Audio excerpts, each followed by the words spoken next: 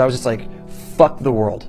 Like, not like I need a break, like honestly, like fuck all of you, like everybody and everything, and I don't like doing anything anymore. Like nothing makes me happy.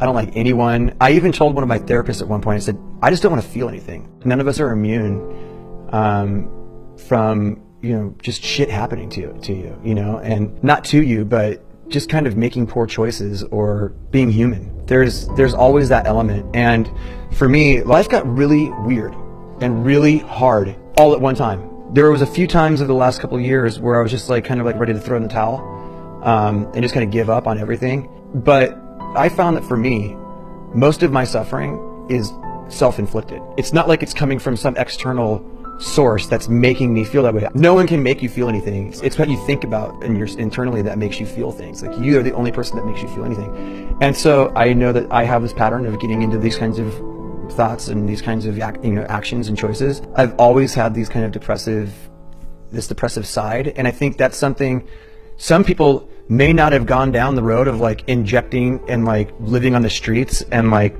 you know, that kind of stuff. And so they think like, oh, my story's not that bad.